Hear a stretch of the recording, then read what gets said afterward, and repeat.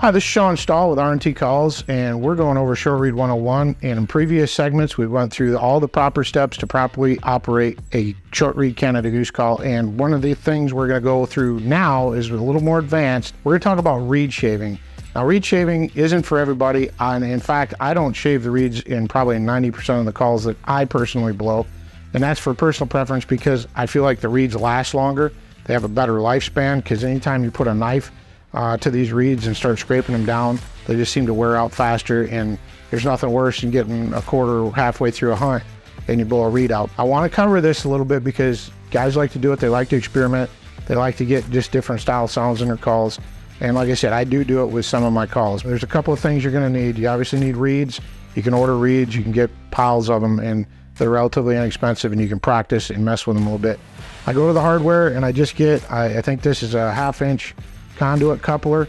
It's just something you can put your finger through. And I know guys will make, they'll get like a clamp and a flat piece, and they'll get that and make it, but it's just bulky and big. This is something that you can throw in your call bag along with a knife. I actually prefer like a pocket knife because it's got a rounded edge for the same reason that I like this as opposed to a flat edge, because as I showed before, you got to find the curve. You got to find the curve on this reed.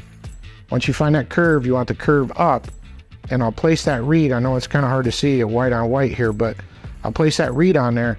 And because this is a curve, this is a flat surface, I can rocker that reed with my thumb to get the right amount of pressure and get that knife at the right spot. And that's why a pocket knife or a curved edge, you can really get, you know, finite with that. But these little cheap, inexpensive knives work just as good. And you can rocker that reed on there, and you can start scraping. Just pull at you and go across it. And as I'm going across it, I'm trying to do this real slow.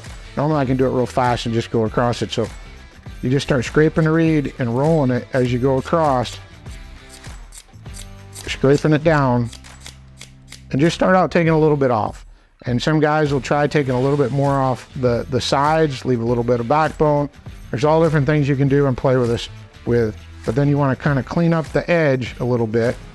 And one thing I don't recommend is taking like an emery board or sandpaper and going along the edge with that, because you're just going to start delaminating this reed even faster. So if you just take that flat knife and go across the edge, you can clean it up pretty good. And then go through the whole tuning steps again. You just place it in there, put your wedge on top, then place it into the insert of your call, put it in there, give it a test drive. Get yourself a bunch of reeds, try this out.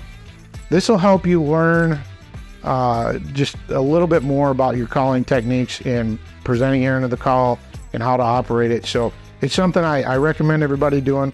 I just don't, I personally don't prefer to do it in most of my field hunting calls, but tuning or shaving a reed is pretty simple. Once you get the hang of it, just get you a pocket full of them and sit down and just start messing around in the off season.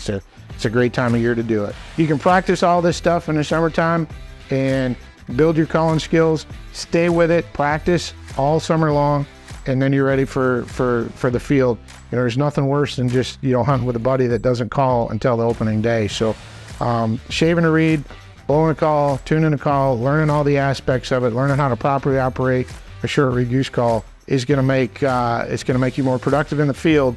But eventually you're going to get a lot of invites because everybody's going to know that you can call and you've learned how to do it the right way.